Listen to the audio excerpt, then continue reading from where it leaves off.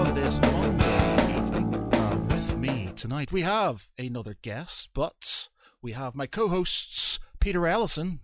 Good evening, everyone. And Mark Canty. Hola. Now, tonight we have a guest. It's good to have a guest back again. And he's author Ted Manning. Welcome, sir. Hey, how y'all doing? Yeah, man, not bad. Another American. See, we're very international right here at Geek Pride.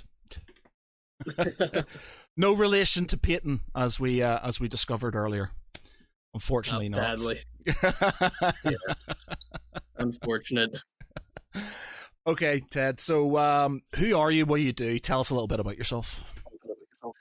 Yeah, no problem. So, I'm an author, which is absolutely insane to be able to say now, just because it's kind of been a dream of mine, an aspiration of mine for a very long time since I was a child. I think I was like, shoot, 6 years old, something like that. And I would just write small little stories and then, draw little stick figures and pretend I was doing comic books. And then when I got older, like I did the same thing that a lot of kids did that were kind of into that thing. I would do try to make movies with my friends and write, horrible screenplays and everything like that teenagers do. And then I tried to go to school for it, college for it, to kind of like do screenwriting and try to get into film and things like that. And it is horribly expensive to go to college. And after a while, I was like, yep, this isn't working out. So I joined the military. I was in the U.S. Army for a while as an infantryman. I did 5 years as indirect fire infantry, which is a mortarman. And after I got out, uh, I did a lot of different odds ends and oddball jobs. I worked in a prison. I worked for a sheriff's department. I was a sheriff's deputy for a while, and then my wife and we have 3 kids, and we moved on back down to Florida, and that's where we reside now. And it was very interesting. I got connected with an individual named James Razone, who also writes some amazing books. I've been a fan of his stuff, and I've read a lot of it. And I had just gotten shoulder surgery, and I basically said to myself, like, hey, I kind of want to get back in this whole writing thing and see if I can go anywhere with it. And so maybe I should shoot this guy a message real quick, show him what I've done, and see if he likes it.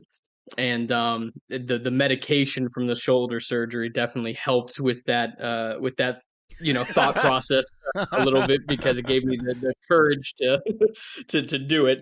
And so I went ahead and messaged him and said, hey, here's a couple things that I've written before, and tell me what you think. And he enjoyed it, and he enjoyed it so much so that one of the things I had sent him was a science fiction short story.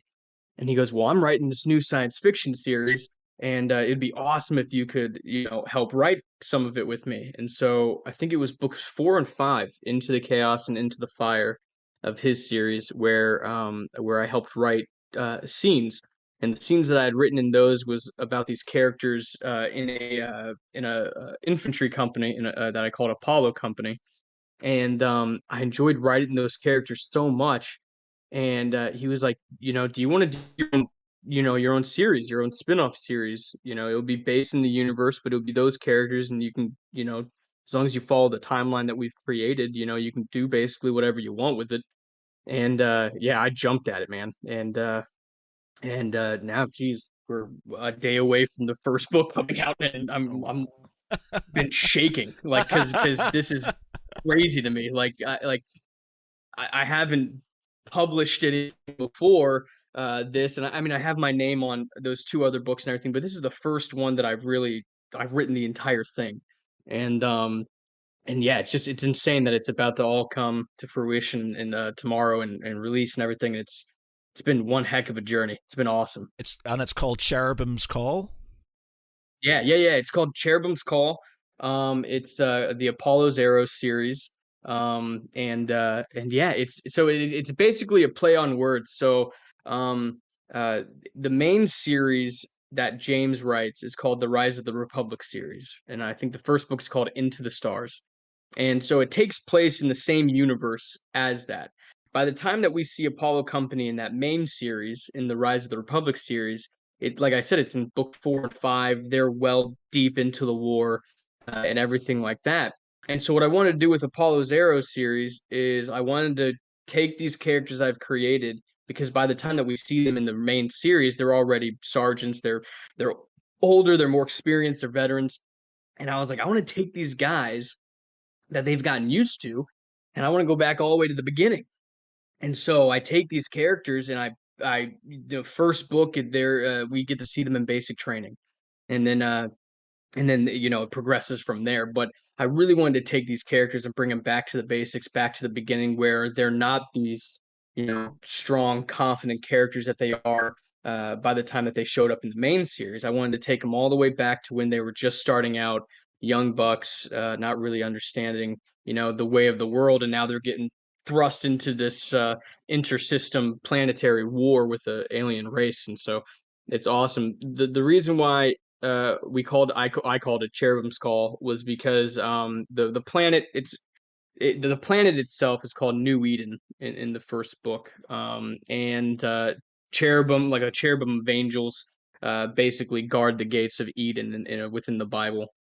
And so it's basically they're hearing the trumpets call. It'll make sense when you read the book, but but that's the reasoning behind the title itself. So for like, and I my apologies, I've not heard of the of James Rosen before. So what's the sort of kind of background to his sci-fi series? So which obviously your Apollo company's in. Yeah, of course. So basically, it's not a far future series that you see in a lot of other IPs like Halo, for instance, is like 500 years in the future, right? This one is not. This one takes place still in the late 2000s, and basically you have what's called the Republic, which is it's North America, South America, England, as well as in it the United Kingdom, Australia, other places like that. And then you have basically the world is split into these three different factions, essentially. The European Union, there's an Asian Pact, and then you have the Republic, right? And it starts off with them going out deep into the stars which is the name of the first book, Into the Stars, and where they come in contact with an alien race. And first contact does not go well, and they are thrust very quickly into a intersystem war with them. Tons of other alien species are within this series. I don't know how much James wants me to give away, give away just because I don't want to ruin anything. Yeah, of course. But yeah, but it's awesome. It really is. It's very expansive. They visit all these different types of planets. There's multiple different aliens, both on what we presume are the bad side and also the good side, right? And entering into an alliance. And so that's basically where Apollo, the first book of Apollo's Arrows, Cherubim's Call, my book, that's where it starts, is at the beginning. I can, it's my book, so I don't feel like I'm giving anything away. But when it starts off in the beginning, there is no war with the Zodarks. So the Zodarks are these massive blue creatures that they're huge. They tower over even the tallest human. They have 4 arms that are just absolutely gigantic. Laser weapons. They got these big swords that they utilize. Sharp nails, long black hair. I mean, they're absolutely ferocious. And you can see it in a lot of the art that are the book covers that are done by this amazing artist named Tom Edwards. And yeah, so my first book brings it all the way back before that war even happens, or we even know what a Zodark is, or anything like that. And then we get to kind of follow these guys through basic, and then it gets to the point where they find out about these aliens and first contact, and so we get to kind of see from a psychological standpoint, what that means, because these guys join not because they're in this they're not overwhelmed with this abundance to help the Republic fight this threat from outside our system or anything. They just join for for different reasons. Maybe they want to get away from their parents, or maybe their life is going down a horrible path because of crime, and they kind of want, whether they want to or not, they get thrust into the situation of being in the military, where they have to kind of turn their life around. Or you have a guy who, his life is set on one path in particular, and he feels like, well, is this really what I want, or is this what other people want? And so he chooses the military to go in there. And then all of a sudden, knock knock, you're not going to be just chilling in space doing nothing or going on patrols. Like you're now fighting an alien threat, and so it's a total mind bend on you, and on the characters. I've always wanted to write the story about these very ordinary people who get thrust into position to do extraordinary things. And that all started with Band of Brothers when I was a little kid watching, Love it. or younger, I should say. But Band of Brothers is like my favorite television miniseries ever created and made. So good. And I've just, oh yeah, and I've So just good. been enamored with that you were able to tell these unbelievably emotional and impactful stories with just a small company of soldiers. And I've wanted to take that and put it into a narrative form for a novel. And so that's kind of where I got a little bit of inspiration from for this. And because that's what it's all about. When I served in the military, I was around a bunch of people who, if you saw them at a McDonald's or your convenience store or anything like that, they were a very ordinary looking person, nothing extraordinary about them, but the things that they do without people realizing it, when they are put into these horrible situations, they're able to do it without batting an eye. And so somebody on the outside will look at that and they'll go, man, like that guy's a hero. And say, well, no, he's just doing his job. He's just put in the situation where he has to act, or she has to act, right? And so it's been an incredible journey so far, creating these characters and crafting this storyline, and I cannot wait to continue it on and keep going with what I got. Got so many questions. So many Yeah. questions. How I'm hard sorry.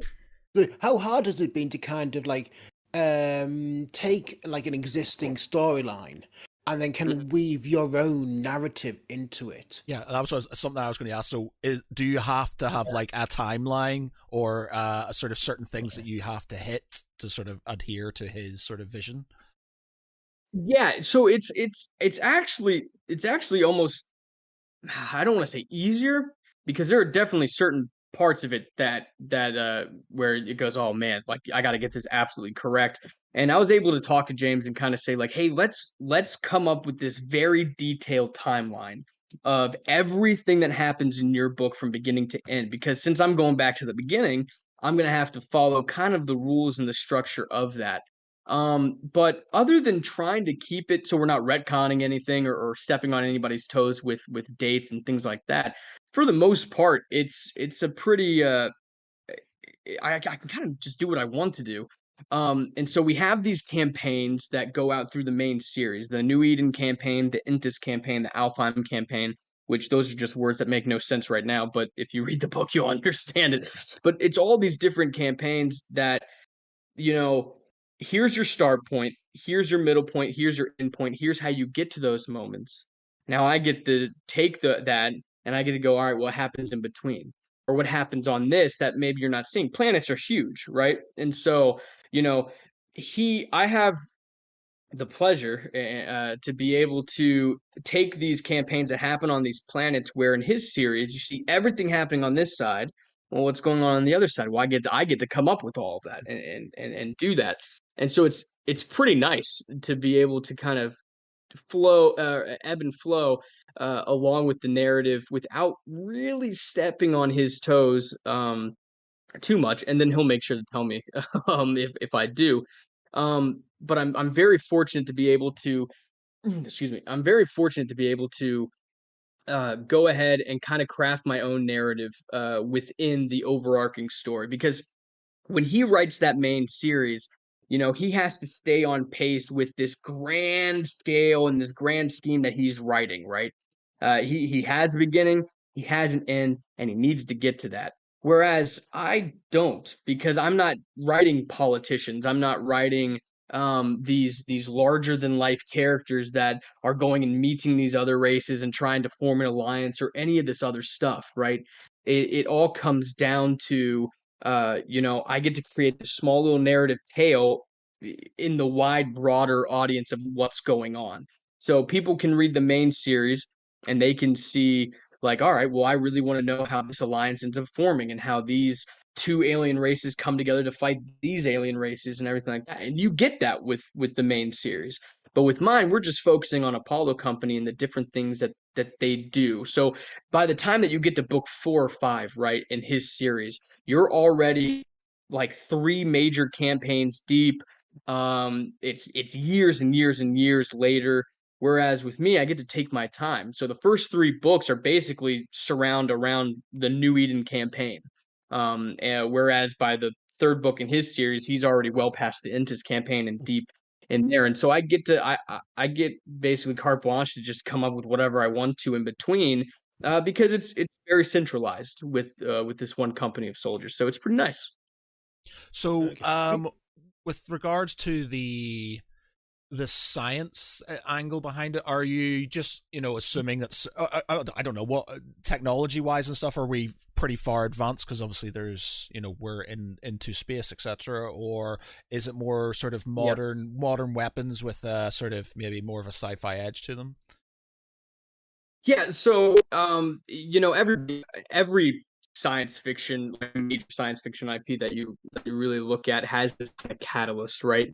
So, the Mass Effect series, they find Prothean technology on Mars and they end up advancing their everything forward. With Halo, they find Forerunner technology and they're able to build these massive spaceships later on and everything like that. And it's kind of the same way with us. When we end up going, like we're up until this point, basically, by the time that it starts, the series itself starts time wise, we've advanced enough to be able to get us to the deep reaches of space, just based off of you know bending the rules here and there. Uh, you know, there's a huge gap between our timeline now in 2022 and when the main series starts in the Rise of the Republic series. And so we're able to take, that time and kind of just build our own narrative about, okay, well, what are some of the things that are happening right now within the scientific community that we could see it could potentially get to that point, right? Where we've started it. And then, we'll bend the rules here and there to say like, well, now we have these type of engines and everything like that. At the end of the day, it's science fiction, it's sci-fi. You have to kind of go, all right, and move along when it comes to that. But uh, we then do have that catalyst to meet the other alien species, and they're able to give the technology to humanity to be able to advance it to help with the fight against this existential threat that's coming in. And so, when it comes to the weapons, a lot of things are advanced to a point. For instance, they fire a laser. There's 2 different types. The rifle that we're dealing with is called the M8 in my in at the beginning in my book, right? In his series, it's kind of developed and gone past that because he's deeper into the future than I am. But you have this rifle that basically is fires 2 different like rounds. It fires a laser, right, that is kind of the superheated plasma that comes out, and then at the same time, which is ran off of battery power, right? And then you have a mag rail round, which uses mag rail technology, right? Magnetic technology. And it's like a 5.56 round that is made of tungsten. It doesn't have a casing. It's propelled by magnetization, and they utilize that as well. And that is in a magazine that carries upwards of 250 rounds because you don't have these big brass casings that you're having to shove in. You just have these tungsten rounds that you can kind of just slip in there. They're small, they're tiny. They can there's a lot more room in the magazines that are specifically designed for it. But there's Using other stuff that I've. Oh, go ahead. yeah, they're using like Gauss Magriel technology on warships. So it's just a case of like no like compacting and Iteration. compartmentalizing iteration and They shot, miniaturization. and they shot down their technology. first drone with a laser beam recently. So Yeah, yeah, exactly. Like you see, within our, what we have now, you can see us starting to get to that point. Like you said, on naval ships, they tested the mag rail technology.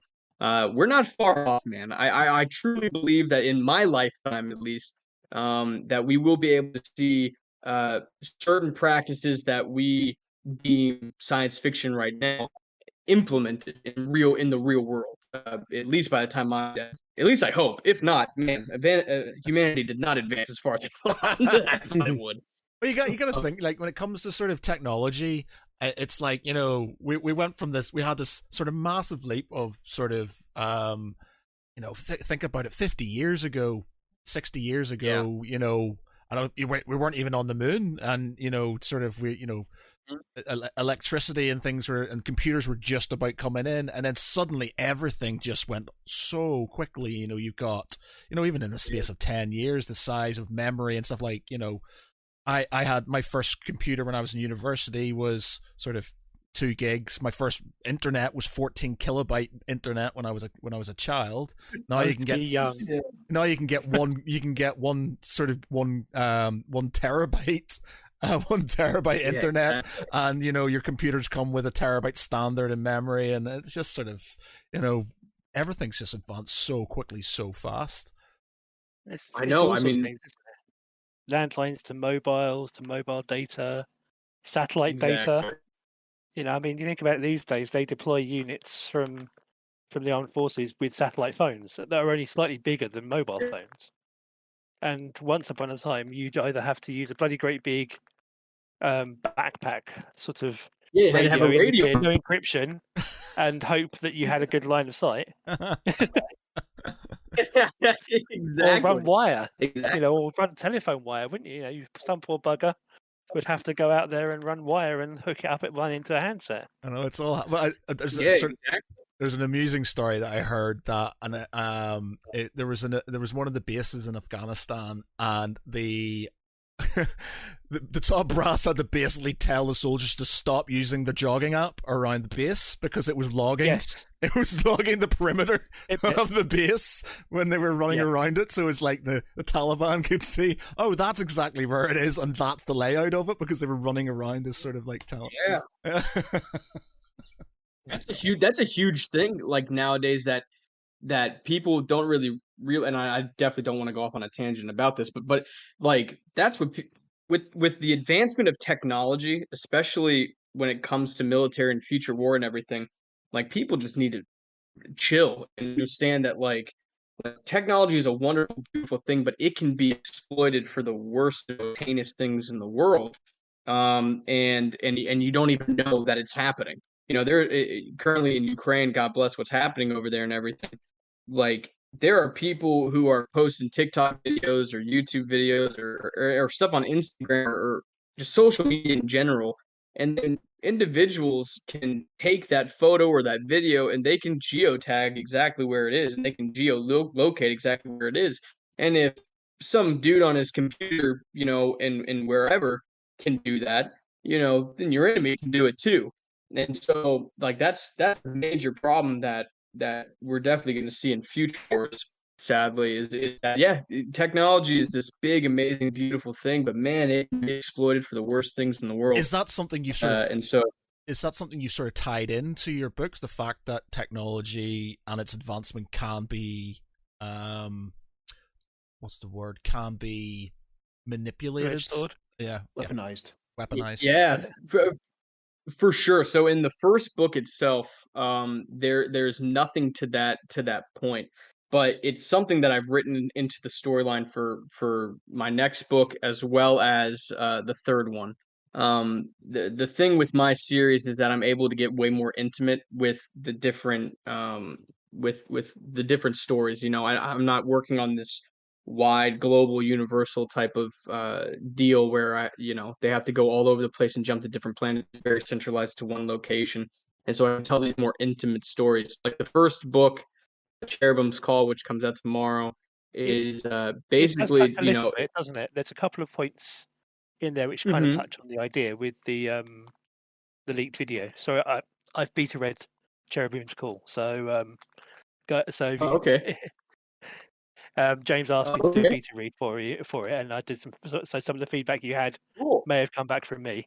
But yeah, I mean, there is a little bit of it in there, but Yeah. the scope of what they're doing is much smaller, I suppose, because it's all in training, I suppose. But yeah, it's definitely something that I recall seeing in there just from certain videos and such like that were leaked. Yeah, and it's fun to kind of take like real world things that happen now and be able to implement it because people can relate with it a whole lot more. Especially now with the war in Ukraine and it being so publicized on social media and everything like that. Like that's gonna happen. And yeah, you brought up a great point. There's a part in the book, this isn't giving anything away, but there's a part in the book where a ship comes back from deep space, which if you read the main series, you'll be like, oh, I know exactly what that is. But if you read the series, it's kind of like if you read the book that I wrote and everything, and that's the only thing that you read, it'll still make sense for you. But you'll see, but they see the ship coming in, and they end up finding the images on the scopes from this that are basically out there, and people can use that for propaganda purposes. Propaganda is huge. It'll be brought up in multiple books through this entire series because it can both be used for good and for bad. And people, and no matter what I like to do with my characters is make them as human as possible. And so I take conversation that I've had in real life where, you can be a soldier in the same unit in the army together, you get deployed, you're going to Afghanistan, and these two soldiers who work together in harmony have vastly different viewpoints on what you're doing over there or what's going on, you know, and that's never going to change. That's not just now, that's going to be in the future too. And so, especially when humanity gets into the wider ring in this future timeline within this series, we have people living out in the belt. We have people living on Mars and on the moon. We've colonized into our solar system. And so there are people who are naturally, especially when Earth starts unifying together, there are people who are going to feel left out. They're going to feel bitter. They're going to feel different. And so there's one character that I really love. I really love writing her. She's a medic. Her name is Cara Nova, and she is born in the belt. She was born in the belt. Her family resides there. She still joins the Republic military though, and there is this beautiful back and forth dialogue that she has with multiple people in several of the books where her thought process or her thoughts and her views on belters and how they give to society clashes with people who have never lived that life before. And it's a natural thing. People have natural biases because they don't understand where the person comes from or who they are. And then once you get to learn who that person is, where they come from, then you start to understand it better.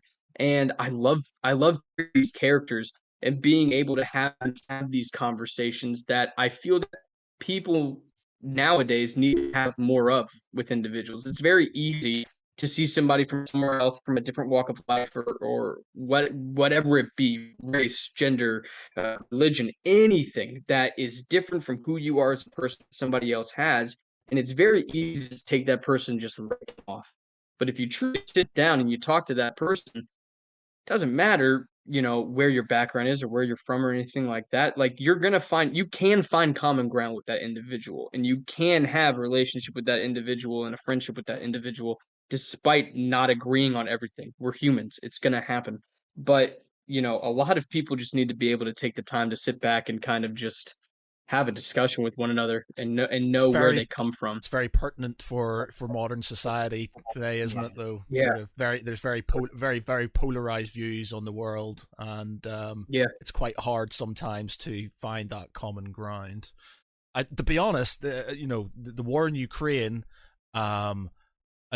as much as it is a horrible thing for them, obviously, I think has been a unifying factor for a lot of people. Like Northern Ireland, where I come from, they'll fight over everything. Mm-hmm. They'll fight over everything, and I've never seen a unified position from both sides in my life, in my lifetime, until now. And it's just sort of like, fuck Putin, that guy's fucking mental. And it's like literally everybody sort of is just sort of kind of meshing together to show their support for the Ukraine and the aggression of the Russian state. And it's insane. It's very it's very sad that that we all come together over the worst things in the world, and that's just humans. That's just what's going to happen no matter what you do. Sally, I don't think that's ever going to change. It'd be really lovely if that changed, but it feels that basically is the ultimate unifier, is when something horrendous happens. It could be as simply as like a small terrorist attack here, and then people start changing their Facebook profile photos to that nation's flag or whatever in solidarity. I remember, I'm old enough to remember 9/11 happening here in the U.S. After September 11th, 2001. Like people say the world changed, which America at least definitely changed the landscape of how we treat everything in America. But like I always tell my friends and stuff, like sadly enough, America has never really been as unified as it was on September 12th, 2001. I mean, geez, Louise, you couldn't go down the street 2 feet without seeing an American flag out there, or somebody holding a banner that said "God bless the USA" or what have you. And so it's a very sad reminder that these horrible things have to happen in order for people to come together and unify. But I think that's why writing these characters to be able to have these conversations that I wish people had more often with one another. It's kind of cathartic to be able to do that. It's like almost therapy, which is the whole reason why I got into doing this with James, is because just the writing experience itself is a very therapeutic thing for me. And yeah, it's beneficial, I feel. Yeah. I think sort of human beings are very tribal creatures. We've still got that sort of tribal mentality we haven't evolved past it. You can see it in like, football, American football, stuff like that. You'll have, anything just sort of, they have this really sort of, that's their thing and that's their into, and it takes something bigger for them to sort of kind of, get that sort of, that bigger tribe to sort of become something more. And they say that it would take an existential threat like alien invasion and stuff to unify humanity. They need something bigger than themselves to realize that we're all one people and we need to sort of kind of do this. And I think that Ukrainian thing has unified the West, in fact, especially, and said, this is bigger than our petty squabbles. This is bigger than anything else. This is an existential threat. This is something more that we need to band together and be unified on. Yeah, I think in many ways, the West is more unified than it's ever been before. Yeah. Since the Cold War, we have never been more unified. And it's like it's almost at Russia's detriment. Like, it's yes, you get a small piece of land, but then you've got a massive unified. I don't think you started out nations properly. Exactly. I feel bad for the Russian people, to be honest, because I'm confident, as much as there's no doubt a lot of them who are you don't know any better because of the propaganda and stuff like that, but I guarantee you there's a lot of them who don't want this but can't. Because I had a friend, his wife's Russian, and he used to teach English in Russia, and he would tell me stories that they're so how paranoid in a very comical way. Like they'd sort of put their phone down and walk over somewhere else and talk about something, and then come back and get their phone and things because they knew that maybe they were going to get looked at, listened to. And there's really odd things he'd say, and it's just like, and they make jokes out of it, they make light of it, but it was very much, we don't want to be disappeared, basically. And there's good people everywhere. I mean, like people. I think the biggest thing, especially when you study history or you learn history in school, I think the big thing that it is a problem with learning about history nowadays is that it's very black and white. Yes, it's very agreed. Like bad, good. That's no it. gray it's area. Like, well, no, that's not true. Like the whole world is gray as heck. Like not every German during World War II was a Nazi. Like you know what I mean? Like not every Russian over in Russia right now is a horrible person who thinks that what's going on is a great thing. You see it in the news all the time when Russians are being arrested and thrown away in the gulag and everything when they're trying to protest the war that's currently going on. There's not just pure good and pure bad. There's a lot of gray in this world. And also there's a lot of people who do horrible things with good intentions in mind. Like humans are flawed, man. Like it's just gonna happen. Thanos. Yeah. Luckily we haven't gotten to Thanos level yet. Good intentions, just maybe went a bit over the top, Man, it's only May. We've got plenty of room to work with here. I fully agree. Like, I'm glad you see. I did a military history degree in university, and we've always been taught to sort of view the other side of the coin, or what was on the other side of the hill. So you were made to argue the counterpoint first, so you could sort of understand what it was. So you might not agree with it, but you had to argue that point just so you had a level view on everything. And because of that, I think personally for myself, it's sort of lightened my life up, or sort of broadened my life up, because I don't look at things like you said black and white. I'm very much a case of so they might be saying this, but there's very much a case for this as well, and you have to understand this and this, and that gray area very much meshes into it, and it's very sort of therapeutic, and because you can kind of understand things fully, instead of having that, we are the good, we are the bad, and there's no middle ground whatsoever. It's just like having that gray area and understanding the gray area, I think, makes the world a more real place and something you can potentially fix going forward, instead of going, they're the bad guys and we need to sort them out. It's like, are they bad, inverted commas, and what, why are they doing that? And it sort of, it makes you throw out more questions, and you can sort of deal with the situation better, I think. Yeah, if you go along that route, I mean, man, if everybody had that type of mentality, I truly believe that the world would become a more proactive sort of species than a reactive, because that's basically what it comes down to. Is nobody anymore wants to look at the why something happened, because sometimes the why is messy, and we live in a world where if nowadays, if you even try to bring up like this and this, then people might be like, well, you can't say that. And it's like, well, yeah, but I'm not doing it to be divisive. I'm doing it so you can look at what's happening. Like that's just what it is, and man, I don't know. Hopefully the world gets better. Hopefully everybody starts loving each other again, and we won't have that. See, that's why I love writing sci-fi, man, because you can create your own future where everything is good, and exactly. You can just escape. I mean, that's everybody needs an escape every now and then, whether it's video games, movies, TV shows, whatever. Man, books. You just need an escape nowadays, and I'm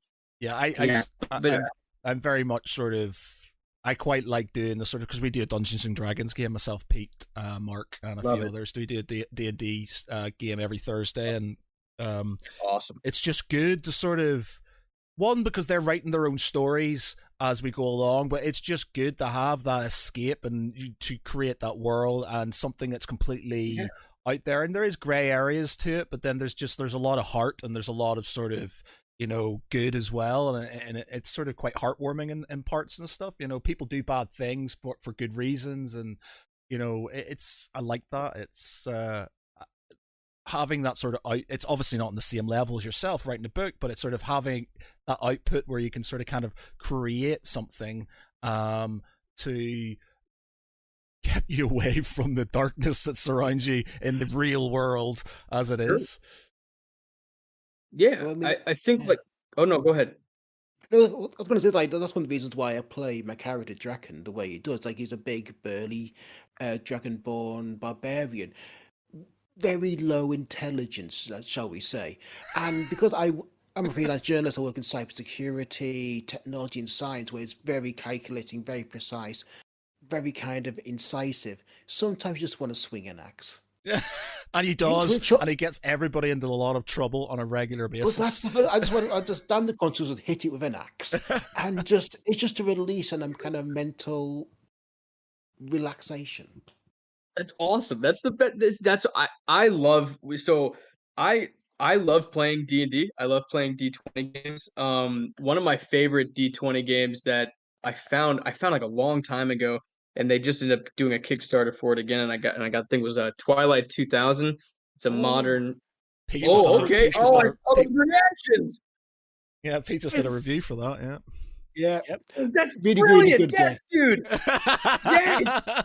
Because no one knows about it, man. Like I always bring it up. I'm always like, hey, I really want to play this with people, and everybody's just like, what is that? Is that the thing about vampires? And it's like, no, it's not that stupid movie. It's real. It's awesome. God. Oh, dude, you made me so happy to see. If there's an RPG, Pete's probably got the book and probably reviewed it at one point in time. He's got that. He's got a shelf. This shelf there is bending under the pressure of all the RPGs he's got. That's awesome. That's awesome. I love it, dude, because that's how I love to hone my writing skills or my narrative skills really by doing sessions and writing these small campaigns or these short campaigns with friends and things like that, because that's the best way to be able to continue to work on your narrative skills. That it's like if you play any professional sport, you have practice, right? And it's so you can keep those skills up. You do remedial things in order to keep those skills sharp, and that's basically what D&D or just D20 games in general does for me. And some of the best things have come out of some of the stories have come out of D&D or out of a D20 game in general. I mean, like The Expanse, I love The Expanse. So good. Yeah, it's an amazing book series. It's an even more amazing Amazon TV show. I absolutely love it, every second of it. But best sci-fi in that years. started as a D20 game.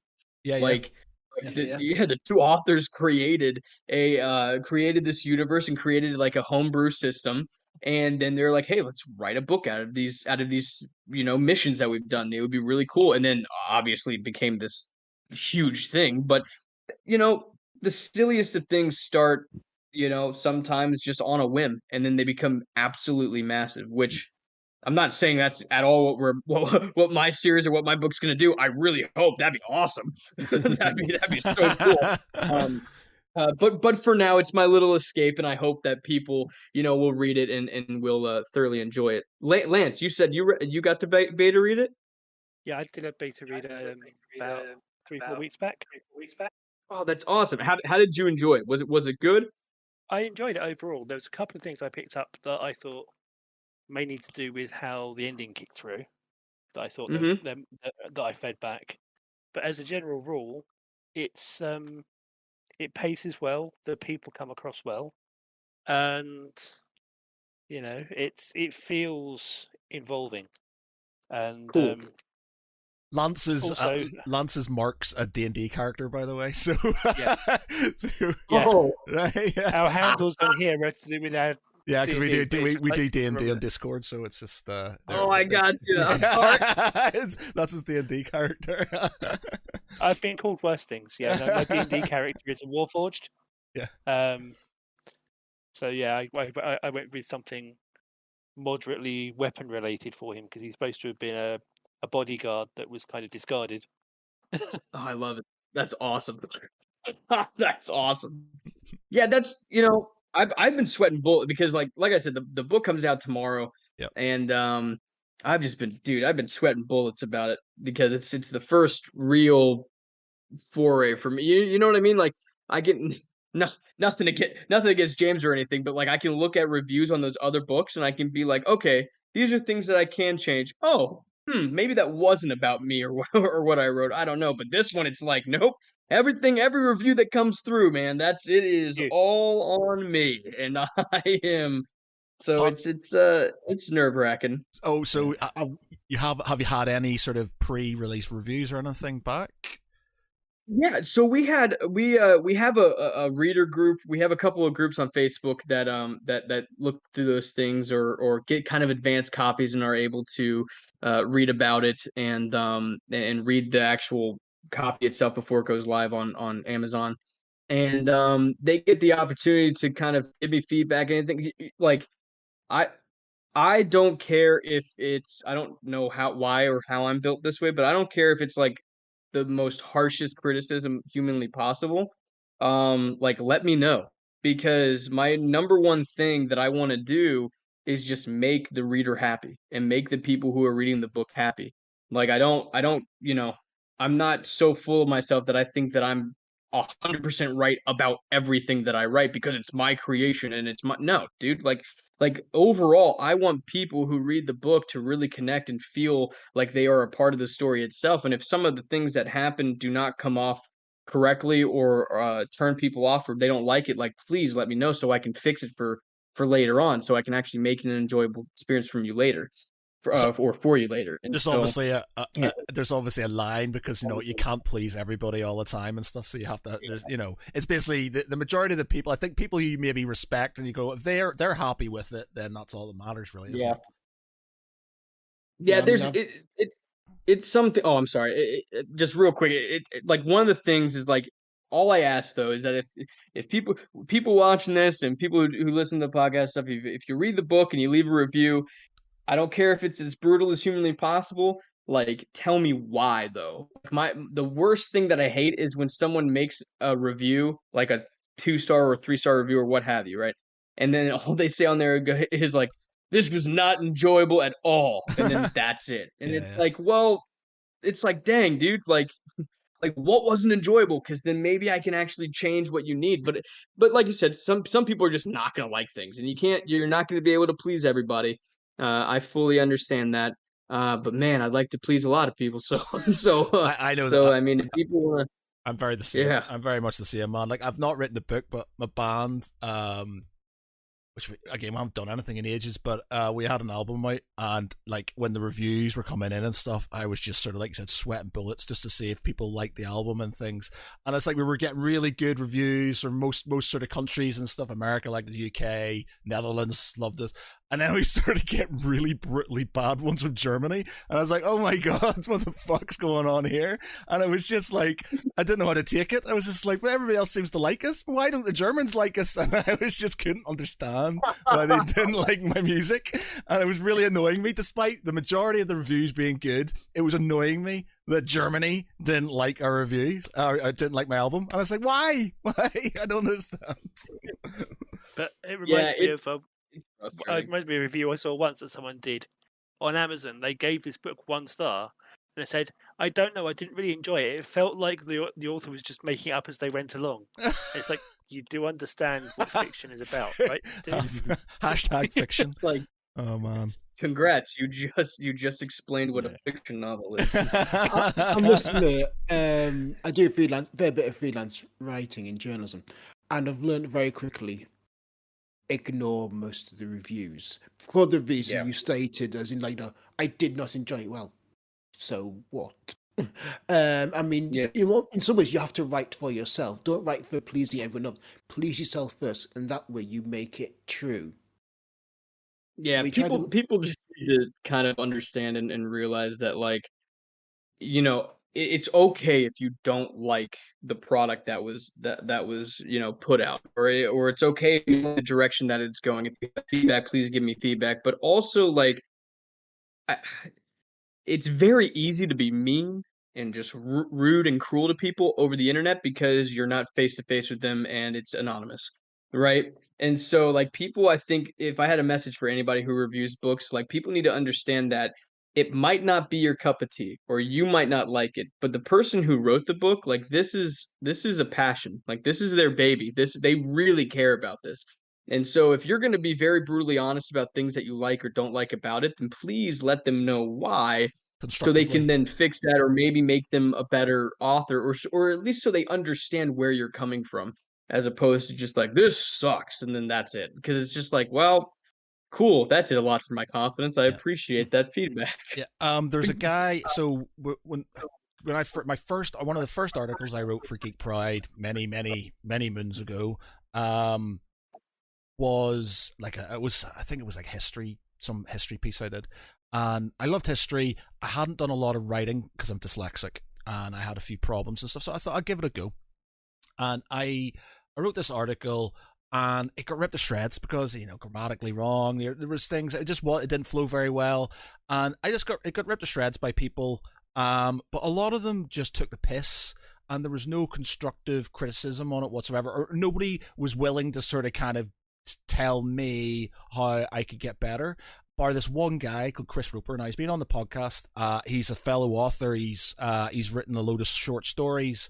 Great guy. I always sort of, I can't speak more highly of the guy. He spent time, and he didn't need to do it, but he went through the article, and he sent me like a Word document, and he sort of highlighted stuff, and he sort of kind of told me, says, right, this should maybe be like this, and maybe this should be like this, and this is where your issues are, and stuff like that. And I took everything on board, and because of that, I am a million times better at writing now. I think he taught me more in that one sort of document than I ever learned in school or anything else, and I'm a much better writer because of it.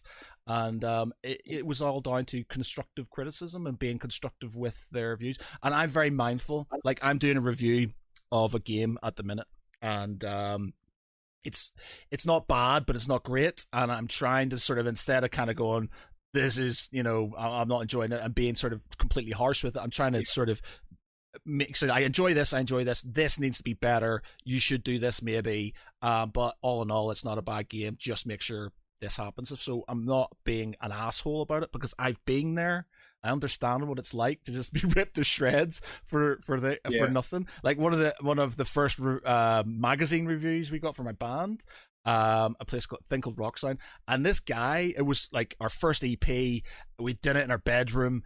It was literally, we, like you said, we had passion. We really wanted to do this. We spent all what we could do to sort of get this thing out, and we got good enough reviews. But this one guy, all he did was take the piss out of us and call us children, and basically all these, like, just took the piss.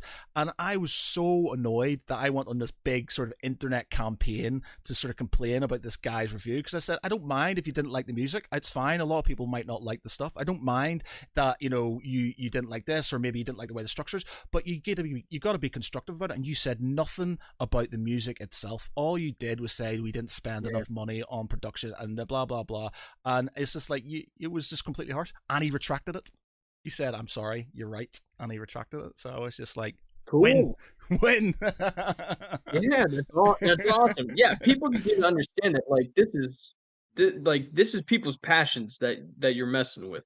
And so, some people can't take constructive criticism. Like, some people, like, I've met a few people where I've been like, hey, like, this is kind of bad, but if you do this, this, and this, and this, like, I think it can be 10 times better.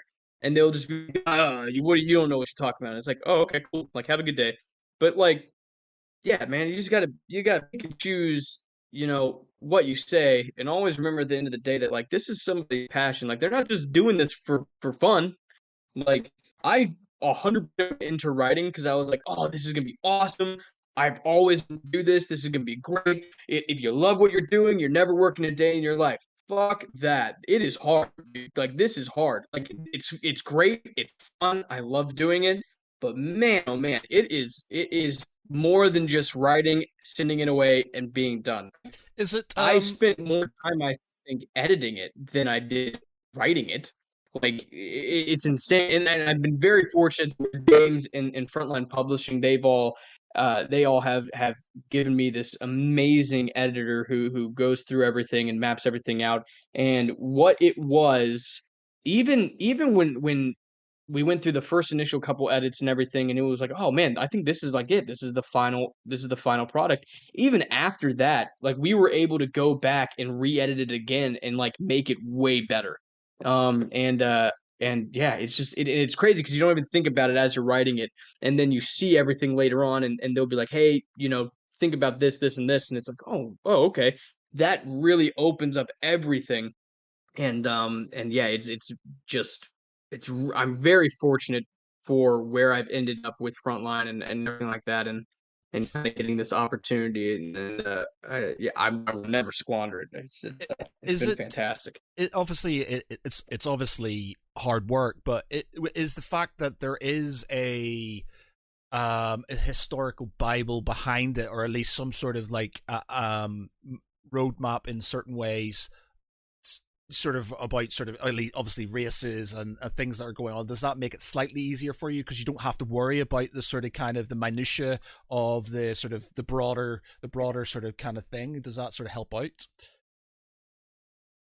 Sure. Like knowing the different types of vehicles that he has created in the universe, the different types of ships, the different weaponry, the different type of aliens, all these things that he has created in his series itself. Like I don't have to worry about. Like I can literally plug and play, which has been very fortunate. I have been able to kind of go into certain areas that he hasn't really explored yet, and I've been able to create my own stuff that he's now implemented in his series.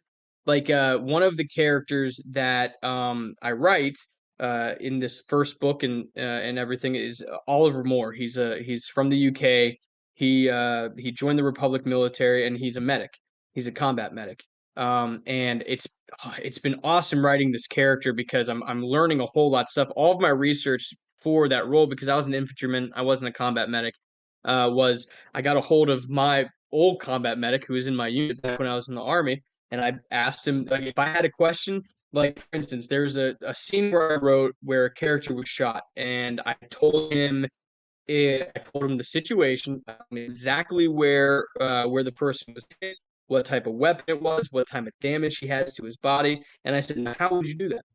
What would be your first step in trying to stabilize this individual? And he first was, well, he'd be dead. Like that is like that person will die. And I was like, okay, well, it's the future, so bear with me and tell me like how you would go ahead and stabilize him, and I can fill in the blanks. And so he did. He was able to map out everything that he would do on the ground there in the situation. And then I was able to take it and I was able to, for lack of better, futurize it. I was able to then go, okay, well, how could we stabilize it? And so I was able to create all these different things. Like I remember, and it's all based off of stuff that is prevalent today. So I remember seeing an article about something, and then I did more research about it, where there is this new type of gel that the Army is trying to work on and utilize to where they can, if someone gets shot and they're freaking dying or they got a hole in their cavity or whatever it is, they take this coagulant gel and they inject it into that area, into that wound, and it literally like quick coagulates everything and keeps them from bleeding out and gets them so they can get them to triage and everything, or to back to the fob or where have you. And so I took that concept and I basically made it a little bit better to where it helped out more than just stopping the bleeding. But that's the fun thing, is that I'm able to take these characters because he hasn't dealt with combat medics in his main storyline. And so I was able to create a lot of this technology, the Halo system, which is they're able to put them into this machine that basically revolves around them or around the body and tells them everything that's wrong with that individual, and then they can go about using that machine to then start fixing them. They already have like another way that I was able to be like, okay, how does this fit into the modern time and everything? Like they use, for instance, my shoulder surgery, they use the machine to sew up my torn rotator cuff and torn labrum. Like like a doctor did not go in there with little hands and do that. No, man, he used like a robotic machine to fix my shoulder. And so I just thought about that. I said, well, where would we be, as a spacefaring race, technologically advanced with that capability and with that availability to do something like that? Well, I would assume that we would have a machine that could fix everything. Now, if you have cancer, it's not going to fix your cancer, with a push of a button. But if you have a gunshot wound to the chest, you'll be able to go in there and fix all that stuff, and then everybody in this universe can heal faster using technology that we have and everything. And so it's been really fun to be able to create these different things in universe that we might not have today, but we could hope for. There's a flip side to that, where you've got this mapped out universe, and obviously you're starting back here. How many times have you found that you've inadvertently been using stuff way earlier than it should have popped in there? Like, you having read ahead, you someone makes a reference to something about the Zodiacs that they wouldn't have learnt yet because it was still earlier in the Eden campaign. Dude, too many times. Like, holy smoke. There's a book, or in the main series, Apollo is on a ship called the RNS Valkyrie, right? And okay, I gotta ask you this then, Lance. Lance? Mark. That's your character's name. Mark. Yeah, Mark. When you read Cherubim's Call, what was the name of the ship that they were on? Oh, I can't remember now. I'm advanced reading the first one, so the latest copy, so I can do your review tomorrow. So it's kind of all overwritten a little bit. Gotcha. So for the longest time, even like back when some beta readers were getting this version and everything, it was the RNS Valkyrie, right? But then we got done writing the book. We got done like literally about to send it to Amazon, and we both had this moment where we went, "Oh my god!" Like the Valkyrie is this advanced ship that we've never had before, and they would not have it at this moment. So we had to go back and change everything about it. No. Oh, no. And so we've had those moments. Vehicles too. Vehicles. I know that in Into the Chaos and Into the Fire around the Alpine campaign, they had already the DC Cougars, which were these big, massive vehicles, infantry fighting vehicles and armored personnel carriers called DC Cougars. Well, they don't exist yet in this, and so I have to go back, and I had to change all of that to a different weapon or to a different vehicle.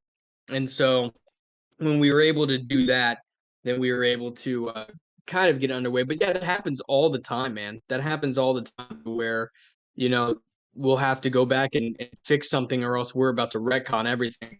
And we were very fortunate to sit down and do the timeline together and kind of figure out the timeline of events and everything like that. And it was really funny. I felt bad for James because after we got done with the timeline, he had to go back to a couple of books before and change a bunch of stuff because he realized that he was off his timeline a little bit. And so, but that's why you need stuff like that. And we were very fortunate to get that done in time. So Pokemon dropping off Discord. Yeah, I got bounced and came back in again. I'm guessing that Pete has as well. Sorry, can you carry on what you were saying, Mark? Yes, I mean, obviously in that situation, that's one of those things where I suppose it helps having that extra set of eyes in both directions, I suppose. Yeah. Yeah, it's been awesome. Yeah, and also the beta readers themselves. We've had beta readers come in who have also read the previous books in the main series, who have been like, hey, you said this, but why is this? And then we'll go, oh yeah, dude, correct. It's hard, man. And it's even harder for James. God bless him, but he writes not only the sci-fi series, but he also writes thrillers, modern war books. Like, he has all these different series going on right now. And I don't understand how that guy does it, man. I barely have enough time for my family and kids now writing one series, let alone like 5 at the same time. Plus, I work also. I work a regular day job from 7 to 3, so it's just one of those things. God, 7 to 3. Sleep. Who needs it? That's some early Exactly. starts. When we get done with this podcast, I gotta go. I gotta go all the way back home, and then start writing. I go right back to work writing right when I get home. And working on book 2. Pretty excited about that. All 3 books are up for pre-order right now. Cherubim's Call comes out tomorrow on Tuesday, or well, Tuesday. It's Monday today, but Tuesday. But and then the second and third book, those are already up as well for pre-order. Um, artwork on those were done by Tom Edwards, unbelievable graphic artist, and yeah, I'm really excited. Second book's called Malevolent Inferno. They go to one of New Eden's moons, called Tigris, and it's this black rock of a moon that has rivers of lava flowing through it. It's awesome. It's so awesome, and it's been very fun and unique to write these characters on that type of biome, right? And so that's been a neat challenge. And then the third book is called The Zealot, and it's kind of gonna go in this direction that we haven't like kind of done before. So at least for me with these characters, so the first 2 books are very action heavy with battles and stuff like that. Really getting to show the nitty gritty of what they do on the ground and how they fight and everything like that. The third book is a way more personal story, and I would almost say that it's kind of a thriller in a way. There's a murder mystery involved. There's not a lot of there's not like massive ground battles. It's way more centralized to the location that they're at. But it's a nice little reprieve. Because I feel like if you just had every single book, these massive, huge battles with people getting blown up every 5 seconds, it's like you're gonna get exhausted after a while. You're gonna be like, well, Jesus, how many times? Like, I don't need to get the next book because the next book's gonna be the same exact thing. They're gonna be going into battle, and this person's gonna die, and you know what I mean. So, it's a nice little mix up, and I think it'll be fun for the reader to kind of go on these different type of narrative choices that I take them on. So, I'm excited about that. We ask sort of most of the authors who sort of come on the podcast about their how they deal with sort of writer's block and how they deal with motivating themselves to write. Do you have issues writing? Do you have to plan things out, or are you just like just do it, just go, just do it? Yeah, it is, and I'm still learning. You know what I mean? Like it's been I've found different things that have helped, but it will always be an ever evolving process that I'll continue to learn from, and I'll continue to tweak like here and there. But for right now, sometimes there's different things that you can do, right? I feel that if you have writer's block, I mean, if you have writer's block and you're sitting there and you're just like, what is going on? The worst thing that someone can tell you to do is, well, just push through it. Just push through. And it's like, well, yeah, I could just push through, but I guarantee you what I write will be the most garbage thing humanly possible because I'm just writing words down to try and get through it to get to what I need to do next. And so it's kind of it's hard, man. It's a hard thing to have to deal with. And sometimes what I'll do is I will write down what I need to write down. And then if I hit this wall and I can't push through it anymore, I'll either just go, all right, I need to take a break. I need to just sit down, sit back, relax, and chill. We talked about The Expanse earlier. So I haven't finished. I've read the books, so I already know how it all ends. But I haven't finished the last season, right? And the reason why I haven't finished the last season is because whenever I get in these ruts, these walls I hit, what I end up doing is I go, all right, let me watch an episode of this. And so I'll sit down and now oops, sorry.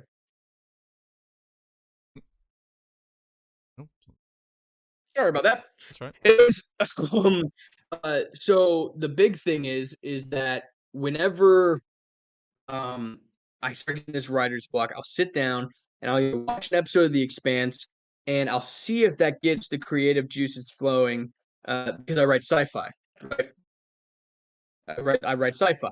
And so, geez Louise, this phone got me all messed up. So, but the big thing that I watch now is Halo. It's the Halo series. My wife and I got stuck on that. I haven't. So we started watching. I've got 4 of them to watch. I'm basically going to wait until they're all out, and I'm going to just blitz it. I appreciate.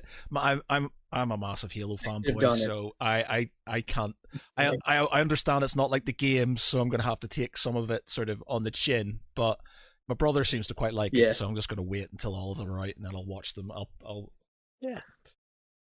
I'll be honest with you. It's different to what I know of. I've not played the games because I'm a PC gamer, so that's on my to-do list now with everything else. But I'm enjoying it as it is. Some places I feel they probably could have worked on the pacing a little bit, but overall, I've been quite enjoying it, and they've definitely done the action scenes quite well.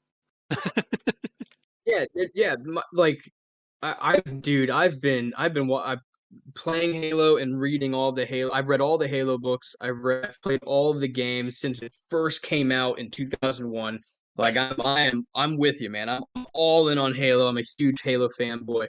And when they first came out and said that it wasn't going to be a normal timeline, it was going to be a different timeline, all that stuff, man, I was so worried because I was like, oof, man, you're taking something that I love very much, and I'm afraid you're going to butcher it and bastardize it. But it's been thoroughly enjoyable. There are a lot of things where if you're a Halo fan, like if you're a deep Halo fan, you'll watch it and you'll go, oh, like I know where this is going. But you don't, but like, how are we going to get there? Right. And so, that's been kind of fun because I'll be honest, man, I read all the Game of Thrones books before the TV show came out. Yep. And so I would sit there, like, I'm not giving anything away, but the Red Wedding, right?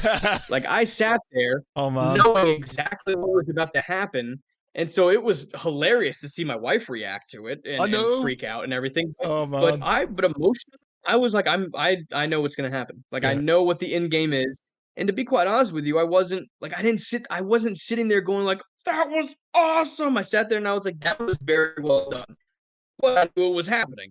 And so I kind of like that with the Halo show, is that I don't I know where it's going to go, but I don't know how the heck they're going to get there. And so it's actually been pretty fun not knowing what angles it was going to come at. All these gripes that people are coming out with. So I'm going to go on a rant for a second. All these gripes that people are coming out with about Halo, where they're like, that's not my Master Chief and everything.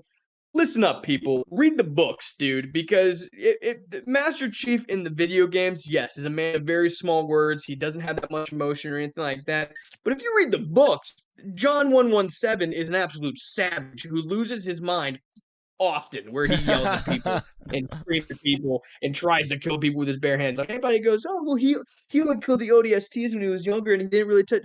He's thrown people through stuff before because he's been angry. Like, he is a very unhinged man, okay? So I don't want people to be going into this thinking that, like, they killed everything. It's not the right Master Chief. It's not the right stuff. It's like, yes, there are some things narratively. Like, Mark hit it on the head, where he said that there are some things narratively that they need to figure out.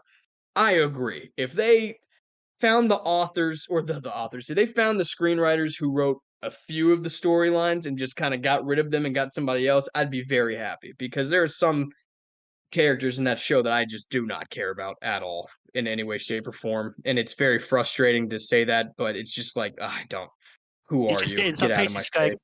Yep, you've done your bit now. Can we just move on to the interesting stuff, yeah? Exactly. If you have me watching something and I'm literally going like, oh, can this scene get over with so I can just go on to the next character? Like, sorry, you've written a poor character. I don't care what anybody says, because I am easily amused. And if I'm not amused by one of your characters, you mess up somewhere. Yeah, I'm very much the same. I'm easily entertained and stuff, so if I'm not entertained, I'm like, you've done something very, very, very wrong. You know? But yeah, man, I did the Game of Thrones thing. Like, I read the books, and like I was sitting there for years, and everybody else is sort of like, oh, I love that Jon Snow, and I love that Robb Stark, and I was like, oh my god, you have no idea what's going to happen to these people. You're in for some bad news, bud. Yeah, I was like, I remember my mate, a guy called Gearson, and he comes in. I've told the story loads, but he comes into work, and he sits beside me, he's like, oh my mate, I love that Robb Stark. He's really good, and he's sort of like, he's proper from Wigan, so he's just like proper northern sort of English guy. And he says, oh, it's proper good, that Robb Stark. And I was just like, oh man, you're going to be so upset very soon. And I didn't tell him. And when he came in after the red wedding, he just fucking didn't say anything. And I was just like, I'm sorry, man. I'm sorry. But unfortunately, he's not going to be the only person you love to die in this series. And he's like, they can't kill off Jon Snow, can they? And I was just like, you know nothing, man.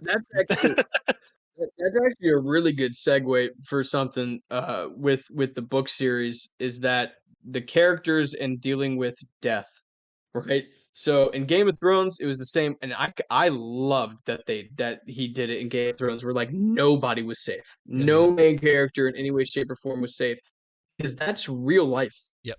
Like, I was going to ask that's this question. as real as it gets. Are you brutal with your characters then? Yeah. Yeah. So I want people to understand that when they read the series, there's like, they don't need to sit on pins and needles the entire time thinking like, oh my God, the next page, I'm not going to go overboard with it. I'm not going to go crazy. 50,000 people immediately, where every book is a new character that they have to get to know. Like, I'm not going to do that. That's not a way to write something, especially with George R. R. Martin, he had like 10 characters going at once, so he could afford to do that. Narratively, my book follows 3 main characters, right? All within the company. It follows Harrison Kodiak, who is a normal infantryman. He's young. He just graduates high school. He has the opportunity to go off to college and play football, but he's kind of like, is that my dream or is that my parents' dream for me? And so he wants to form his own path, and he joins the military. Oliver Moore is from the UK. He comes from high society, and he's kind of went around his whole life being groomed to kind of be in this posh lifestyle that just isn't for him. Like, he just does not want it. And his parents look at him as like this rebellious individual who won't get in line and won't toe the line and won't be part of the family or anything like that. And he's just like, can I just fucking live, please? And so he feels the best way to be able to do that is to go off and join the military, because now he won't be touched by his family. They properly disown him, and he's just like, I'm gonna go live my life and do what I want to do. Like, which I feel like a lot of people will read that and be like, oh man, I wish I could just be like that. I do. And then the third guy is Aiden Hall, and he is from America. He's on hard times. He's a common criminal. He understands that he's not on a good path, but he doesn't care, because he just wants to. That's the easiest way to get by, put food on his table, and keep moving. And then the law catches up to him eventually, and he gets this opportunity to where he can either in the military, or he can go live out his sentence in prison. And so he chooses the military over prison. And so there's these 3 unique individuals who all come together in basic training and kind of come together and become this tight bond and friendship. And yeah, you get attached to these characters, man. At least I do when I write them. And so it's never easy when it gets to a point where I may have to kill one off. But it is what it is, and you got to do what's best to drive the narrative forward and really gut punch people and make them understand that like this is war, right? Like you're not always going to come out on the other side. People die all the time. One of my favorite lines that I wrote in this first book is it's about a secondary character, so it's not really a spoiler or anything. But it basically, this character mentions that like this officer, they're putting his picture up on screens and big screens and blasting it all around the Republic and everything about how he's a hero of the Republic, died in battle, leading his men and everything like that. And Kodiak basically makes this offhanded comment where he kind of goes, yeah, but in reality, he was at the wrong place at the wrong time. He got blown up and he fucking died bleeding out on his back in the middle of a firefight. Like, he didn't do anything spectacular. He just walked up to a vehicle, walked inside of it. The vehicle blew up, threw him out, and he bled out on the ground. Like, that's like, and that's just how it is. Like, it's nasty, it's gritty, it's real. You know, it's not, we don't live in this fantasy world. And that's the big thing that I want people understanding when they go into these books, is that it's going to be real. It's not going to be rainbows and butterflies, you know, like not everybody is always going to make it out, because that's not how life is. That's my sort of book. Yeah, and I feel like people need that reality check. Like I said, I'm not going to go overboard. I'm not killing somebody off every book, or I'm not killing people off, you know, every 5 pages or anything like that. But it's war, and people are going to die. And so whenever someone, like, I had somebody read it, the first book, and this one character, it was a secondary character. It's not anybody of major importance, but it was enough to where they're like, "Oh, did you really have to kill that person off right there?" And I was like, "Good. That's what I want. That's the reaction that I want. I want you to read it and go, oh, did you have to kill this person off? Yes, I did, and that is the reason why. Exactly what I want you to feel, an emotional reaction. It's true. Those things do sit with you though, because it's like I'm a massive Lord of the Rings fan. You know, I love my books. I'm not sure if you've ever read the Sharp series, sort of Napoleonic sort of. Yes. Yeah, Sharp. Bernard Cornwell, my favorite dude. Yeah. Oh my goodness. Yeah, so good. Like so massively into Sharp and things.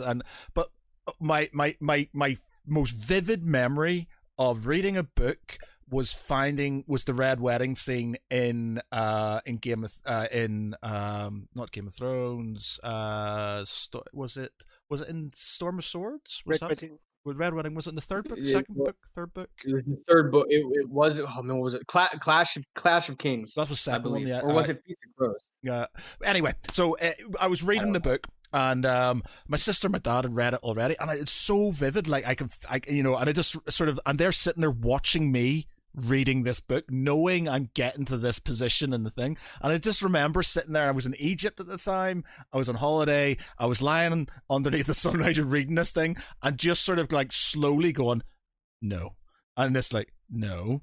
And then just kind of going, oh, what the fuck? And I just remember getting up and go, oh my God, what the fuck just happened? And it's like throwing the book down on the ground, and then getting up, and then obviously Catelyn gets her neck cut and stuff, and gets killed and stuff. And then, and then, his wife gets sort of, oh, do you know what she does? She doesn't. She's not there. Actually, I lie. She's not in the book. That's the series.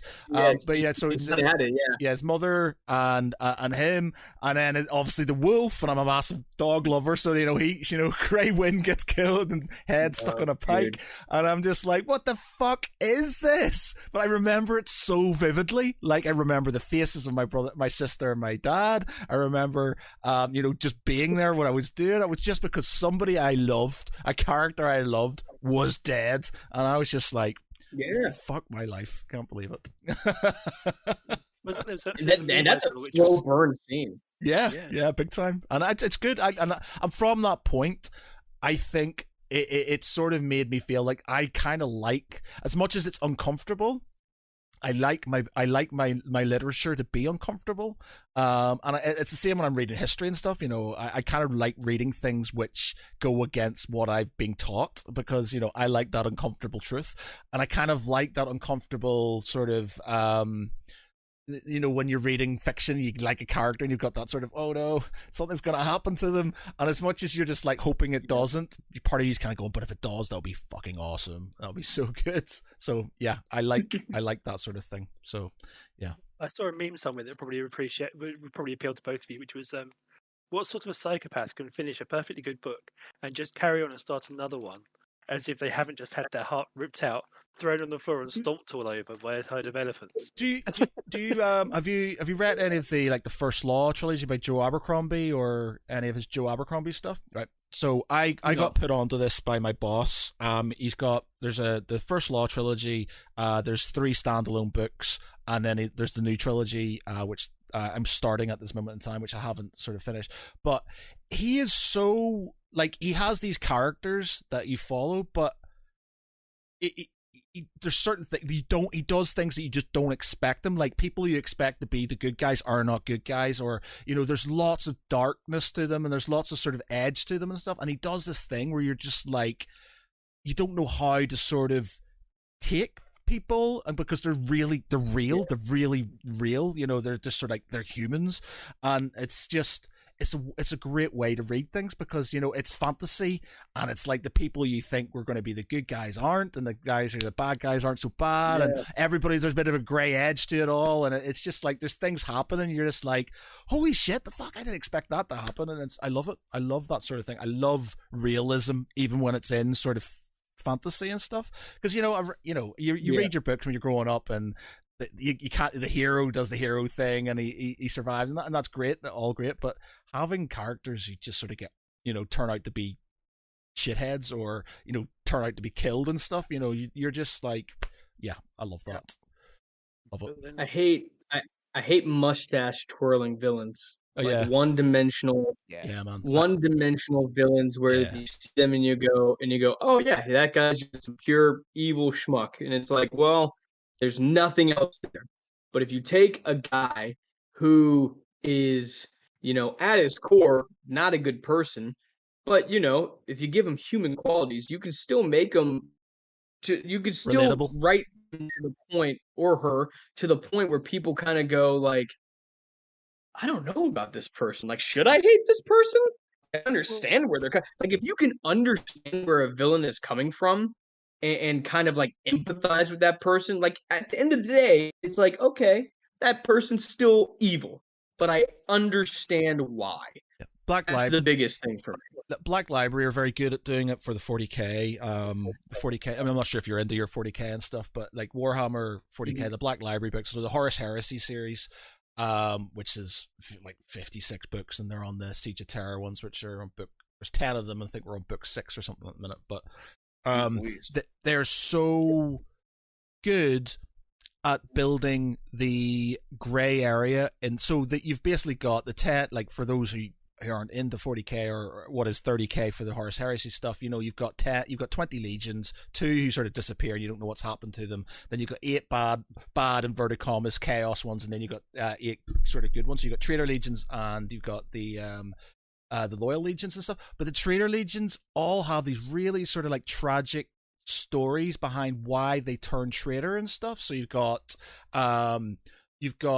Angron, who's like the champion of Khorne, the chaos blood god and stuff, and he basically was taken from his planet by the Emperor, and he wanted to die with his friends on this hill where he basically was an escaped slave with these guys. He wanted to die with his friends, and he was taken away from them, and they all died without him, and he just had that grudge that he could never sort of kind of get back. So there's these really relatable stories behind these people and why they did them. Like what is it, Logar, that he worshipped the Emperor as a god, and then the Emperor basically comes down and destroys a planet because he says, that's not what I'm about. I'm not about worship as a thing.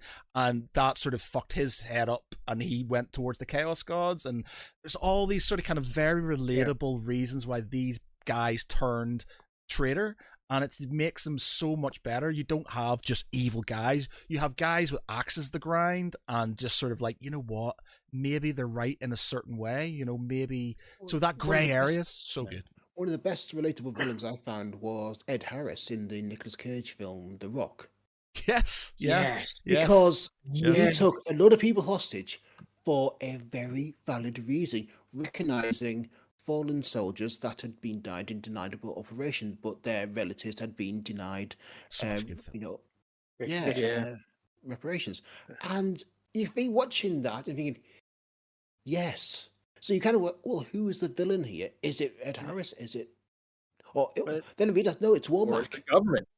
It's Womack, the CIA agent, director. In fact, he's the bad guy. Yeah, but they say that every villain is the hero of his own story. Exactly. One or another. Sometimes because they have a valid reason. Sometimes because they're broken. Realistically, sometimes just because, as you were saying, they want something different to what everybody else does. We had a sort of in our D&D campaign, we had I say bad guy inverted commas. We had a guy, he was fucking with the party, and he was basically somebody that one of my brother's character knew, from his sort of his village, his sort of the elven village where he came from and stuff, and he basically betrays them, and then there's a point in it where they sort of meet him again, and they manage to capture him and stuff because he's on the side of the sort of the main big bad guy in the series. And there's a part in it, and it's so beautiful because I had this really long backstory for him and why he's doing what he did and all this other stuff, but my brother didn't know this. And there's a really good point in it where basically my brother asks him, "Did you kill my father?" Because he knew that he had been killed. He said, "Did you kill my father?" And he says, I did, you know. And so as much as he was my brother character in this, I don't even bloody name. What was his name, Mark? Pete. Gaius. That was it. Gaius. That was it. Gaius. And he says, "I did." And my brother basically does this thing where he says he puts his head on Gaius's head, and he says, "I thank you for protecting because he's got a twin brother. Thank you for protecting my twin brother." And then he stabs him in the head with a knife for killing his father. So it's just like this sort of moment where like we didn't know what was going to happen. He literally just says, "I put my head on the head.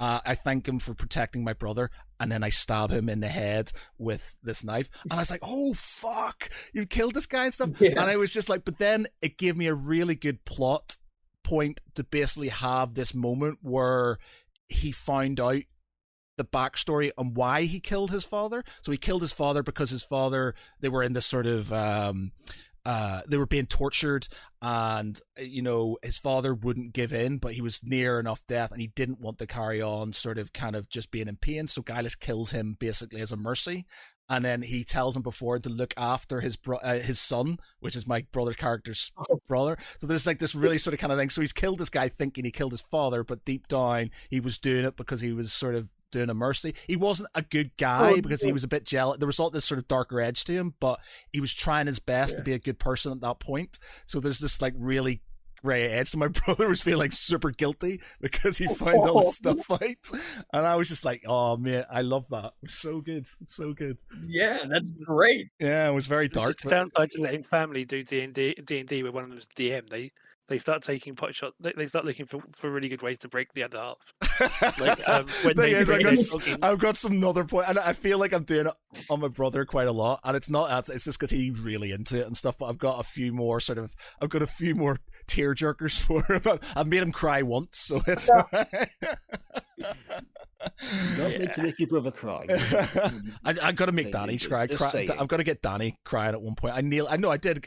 When Salden's character died, she cried, but she's now got very hard and decided she's a murder hobo. She just goes around killing people and not giving a shit, despite being a cleric. But so it's like, so I'm determined. She keeps on thinking. She keeps on thinking. Barbarian. Yeah, is protecting more people than the cleric. Yeah, that's true. Yeah, so Pete's character has to go around stopping them from torturing people and things because he's just like, "You're meant to be good. You're not meant to be doing this." So they're like, "Well, you know, if we cut off his jaw, we're not killing him. We're just stopping him from talking." And so he's having to stop these guys. Brilliant. Anyway, we're completely going off topic here and stuff. Anyway, right. I feel like we could talk to you. Your enthusiasm for your books, man, is very, very what's the word? Infectious. Yeah, infectious. Like really infectious. Like I love seeing it. Like we've interviewed a lot of writers, and they're obviously they're very sort of into their writing, but you're like, you know, I love the fact that you're just like, "Oh, and there's this bit and there's this bit," and you're just so excited about your book. And it's brilliant. I love it. I love that sort of thing. I love somebody's just like, and you can tell that you want to tell us everything. Like, you know, you're like, this isn't gonna ruin it. But it's just like, you're just like, "Oh man, but there's this bit, and then there's this bit, and then there's this bit," and it's just like, and I love that. It's the worst. It's the worst. You can ask my wife. I like. I can't keep a secret. So I'll buy her a birthday present, and then I'll sit there for about a day or two, and then I'll go, hey, you want to know what I got you for your birthday? And she's like, no, it's like in a month. And I was like, yeah, but okay, fine, I won't tell you. And then she'll say, of course, she'll be like, okay, yes, I want to know. And I'll spill it out of me. I can't do it. I can't keep a secret. I get too excited about things. But I love this series, dude. I love this book. I love because I've already written out what's going to happen in like the next upwards to 6 books in the series.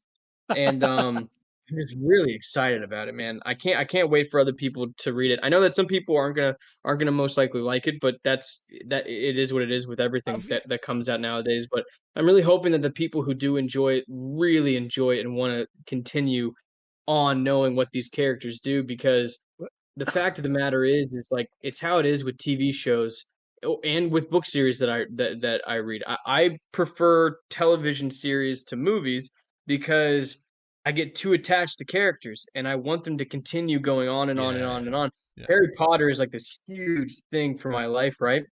And so the fact that I don't get any more of it basically like sucks, except for the Fantastic Beasts movies whenever those come out and everything. But I don't know. I just love being enamored with these universes and these type of characters, and I never want it to end. Have you read any of the sort of Warhammer 40K or Warhammer 30 the Black Library books at all? You know, no, I haven't really gotten into Warhammer too much, and it's just because of my preference. Like I can't.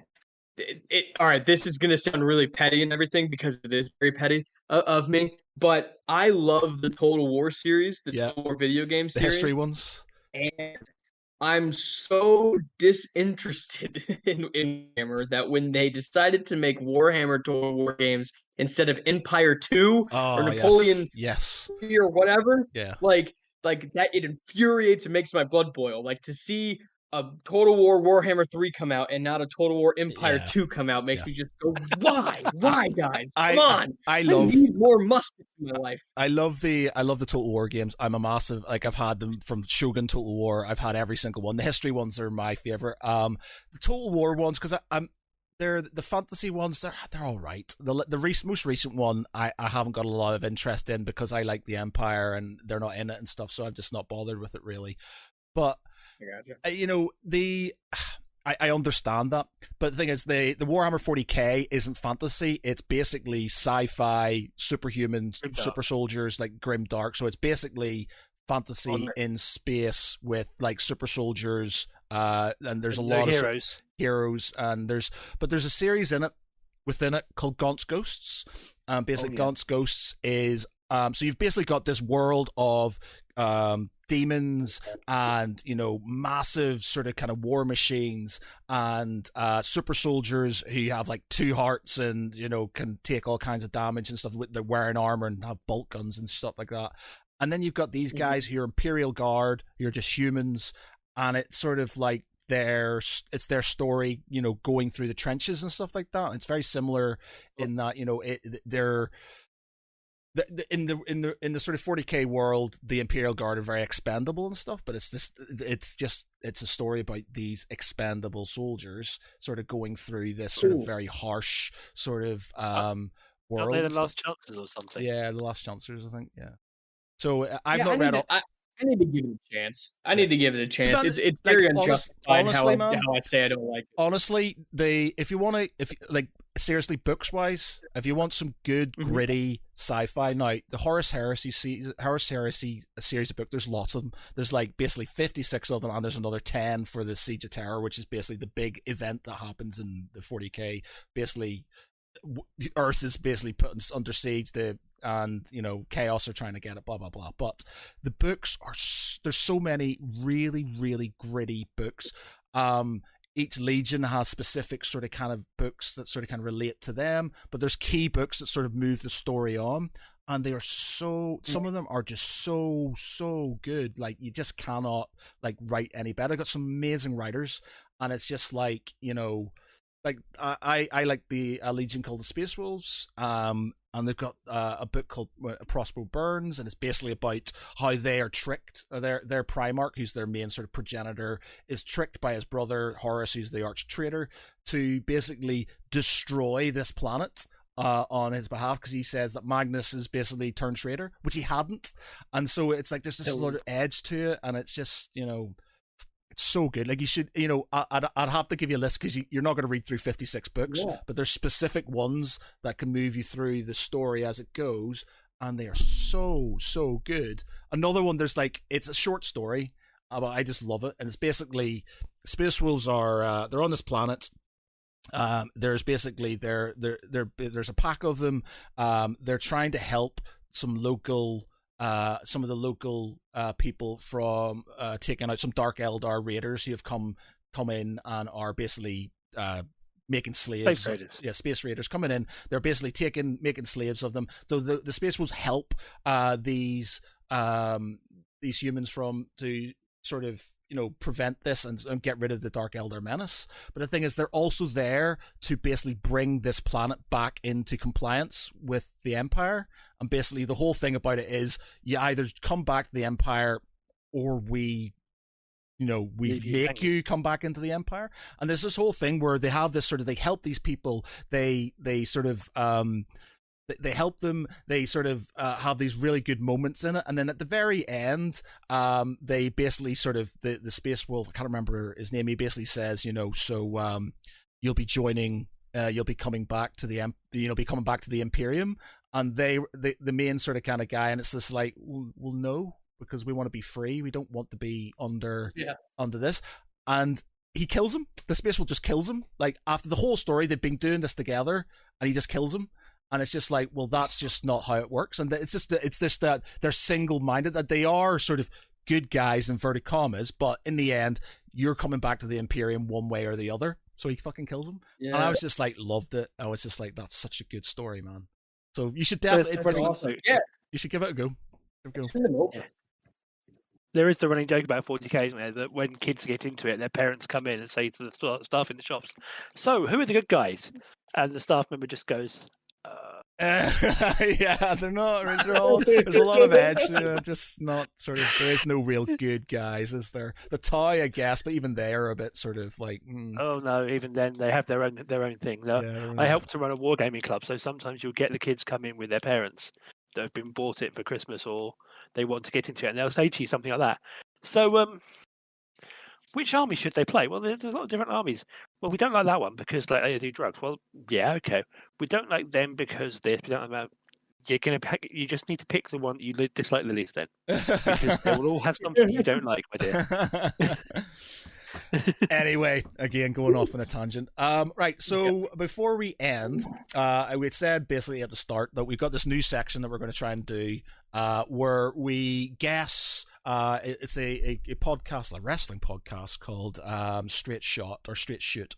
And they do this thing with wrestlers, but I thought we would do it with different nerdy franchises. So the rules are, you've got to choose a franchise, you've got to tell us what that franchise is, and then you've got to think of a character, and we have got 60 seconds to guess who the person you are thinking of. Now, it has to be somebody we can actually potentially guess.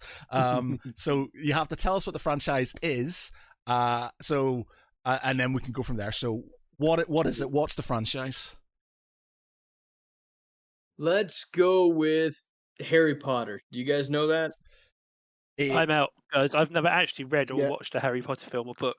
I know about it by sort of inferral, but I've never actually sat down and read a book or watched a film. Okay. Are there? Wait. Okay, bear for a minute. Let me get my timer out because let me do the timer thing. Okay, so, cancel stopwatch. Okay, so Harry Potter. Name the character. 60 seconds. Go. Are they part of Hogwarts? Yes. Good or bad? Great. Ooh. Okay. Are they a pupil or a teacher?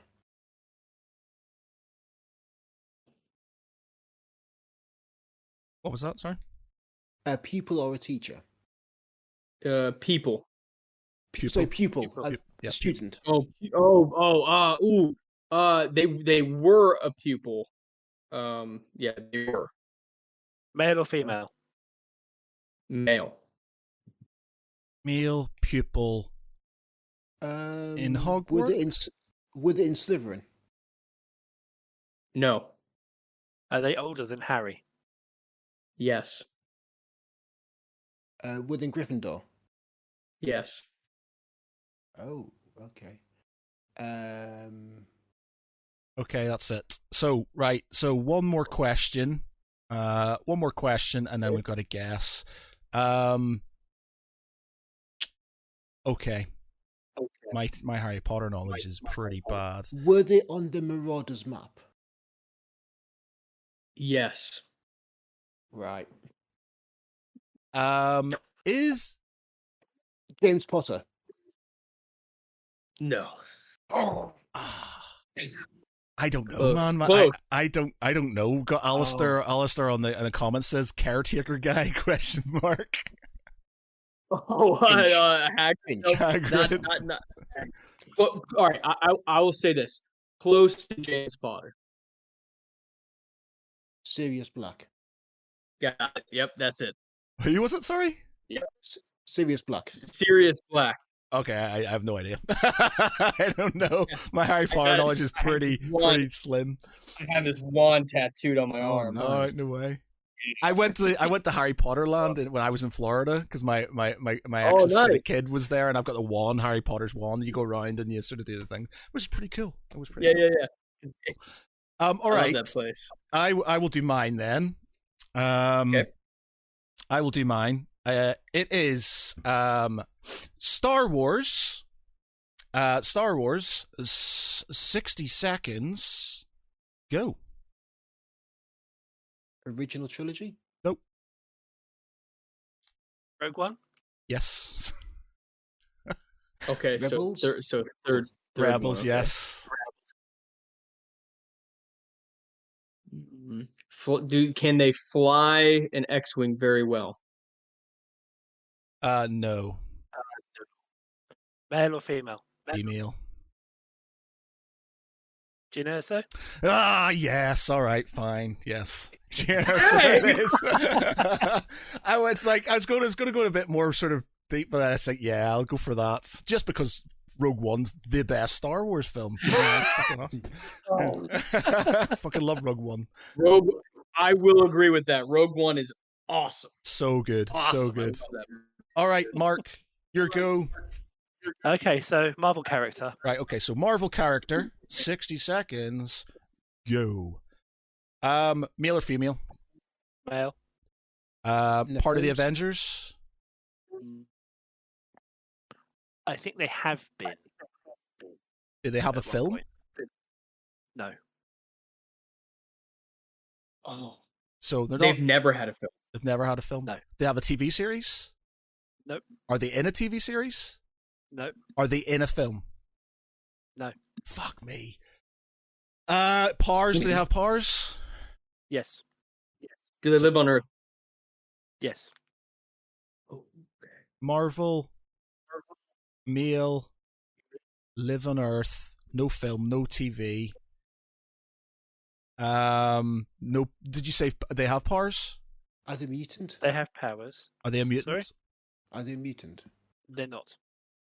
Right. Are their powers genetic or technology? As in, do them They're magic. Okay. magic? Okay. Right. So, final question each. Is this person British? Yes. Is it Captain Britain? Yes. Yes. Oh! Get in. Yes. As soon as he said I magic. I was gonna say Black Bolt, but then Yeah, you said British. So Yeah, so I shit. was okay because there's they might actually do a Captain Britain at some point They're in time. talking about it, yeah. that could be interesting. Not yet. Sick. Yeah. Wow. Okay. That'd be right. cool. Yes. Gets in. Nice Ooh, one. All right. Maybe they'll have Captain Britain in the Multiverse of Madness, So the new Well, Doctor Strange. so they've got. I think they're going to have a live action Captain Carter because they've got that shield with the Union Jack on it, don't they? From Yeah. Yep. so they might have a live action version of that. In the latest time. Yeah. Yeah. latest Oh, season. that'd be neat. Yeah. That'd be cool. Okay, Pete, your go. Okay, it's in The Expanse. Again, okay, right. So, The Expanse, 60 seconds, go. Okay, part of the UN? No. Mars? No. Belter? Yes. Did they call the Rocinante home? No. Are Have they they been male on or the female? Rocinante? Male or female? Female. Has she been on the Rocinante? Briefly. Camilla or Camilla, right? Camina. What's her name? Camina. Camina. Oh, get in drummer. there. 30 seconds. Get in. Nice. Very nice. Very well done, sir. You do know your Expanse. I love her character so She much is because I don't feel that she properly gets the love that she deserves in the book series. And Yeah. so the way that they've kind of taken her character for the television series and expanded upon that has just been phenomenal. Yeah, I love that character. Yeah, No it's a spoilers. I haven't finished the season Yeah, yet. it's a shame there's only like 6 episodes in the last season and stuff, but the Is there only Expanse, 6 episodes in that last Yeah. season? there's only 6 That's episodes, man. Yeah, it's so heartbreaking because it's so, and I love that. The thing is, like, I've said this before, but when it first came out, I had no idea about the RPGs or the books or anything, and I just saw this thing called The Expanse that was on Sci-Fi, and it's like, oh man, it's on Sci-Fi. It's gonna be naff. It's gonna be naff. I'm not gonna watch this. And then people kept on telling me to watch it. It's like, no, I'm not going to bother. It's like you when you were like, you're the 40K stuff. You're like, I'm not going to do it out of principle and stuff. I'm not going to do this out of principle. Yeah. And then I was bored and I went, fuck it. It's on Amazon. I'll give it. And I've just went, oh my God, this is possibly the best sci-fi I've ever watched. Like, it's so good. It's so good. And it's just the small things that just, it's the science that they use behind it and stuff, to the way the sort of the drive works, the way they literally reverse when they come to planets and stuff because of inertia, things like that. Love it. I love it. Yeah, so good. Yeah, it's awesome. Especially the space battles. The space battles are so like they're completely different from anything that you see in Star Trek or Star Wars or anything else. Basically, even Halo, it does not do space combat correctly. They do it the sci-fi way, but yeah, the Expanse, it's 100% like uses real physics into consideration. It's awesome. Yeah, I wrote an article last year about the science of the space battle. Yeah, it's one of the most realistic ones I've seen. I've heard rumors. I don't know how accurate this is, but apparently NASA, quite a lot of people at NASA are massive fans of The Expanse, and they would watch episodes of The Expanse at mission control. I would too on the big screens in there. I would too. Awesome. Yeah, they would just sit there and watch it in mission control. I'm thinking, that's fantastic. And yeah, but like it's like the science behind it is spot on. There's no shields. There's no kind of like defensive screens. It's just lots of armor plating. And when you see bullets go through, because they watch the trails go through and the little puffs of dust as everything starts to decompress and things like that. Yeah, that's the characters are amazing. It's just sort of, I love it. I was just sort of like, they rush it slightly, I think, towards the end, but it is still good. It wasn't a bad ending. It wasn't a bad thing. It was just sort of rushed, I think. Yeah. I think this is something that they were going to bring up. I think that they're going to bring up, like, they're going to do a movie afterwards, or they're going to do like 3 movies afterwards for that Laconia arc about it, and the ending does leave it open for continuation, but nothing has been concrete. They might be trying to money for sure, but but I think they're also trying to wait for the actors to naturally age, because by the time the Laconia trilogy comes around, like, it is like 20 years. A lot of time has passed, a lot of time, and so they might be waiting for that too. Who knows? Yeah, and also it's different characters, isn't it, in the later books? Yeah, a lot of different characters. That'd be man. What if it takes so long for them to make it because they're waiting for them to age that they start filming it in space? Well, there is kind of constant Hollywood reports that apparently a Tom Cruise film, I think, is going to be filmed in space. Actually filmed in space. If anybody was going to do something as crazy as that, it would be Tom Cruise, like, wouldn't it? Fair point. Yeah, pretty much. 100%. For my next film, I'm going to do a stunt outside the space shuttle. Yeah. He's such a crazy bastard. Okay, dude. Yeah. Sounds good. It's not just about being crazy; it's about being able to convince them to spend their money on it.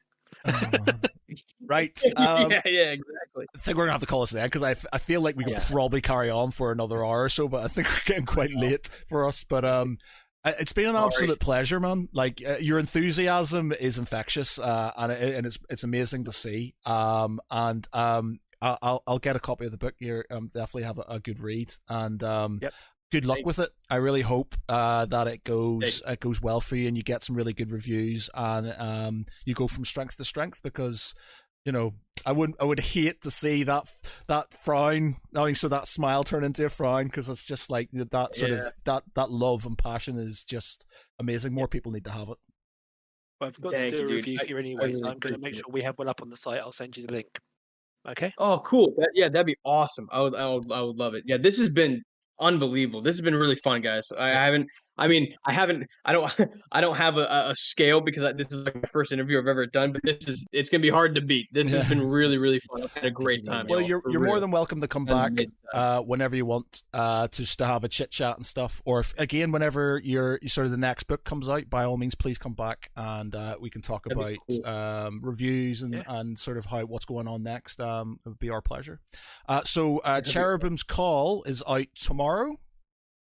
Yep, tomorrow. It goes live at midnight tonight, wherever you are. But May 3rd, 2022, it will be live on Amazon, and you can get it on Kindle version. There'll also be paperback and hardcover available as well to buy on there. And then also in June, the Audible version will come out. It'll be on audiobook. Jeffrey Kafer is doing the narration with Podium, so Podium's going to be producing it. So yeah. We'll have all the different outlets that you can possibly have. Oh, brilliant! I'm so glad you said the Audible version, because I love my books and stuff. So okay, cool, awesome. I'll give that a whirl. So yeah, thank you very much, man. It's been an absolute pleasure. Really enjoyed tonight. And all the best. So for tonight, I've been Matt Geary. With me has been Peter Allison.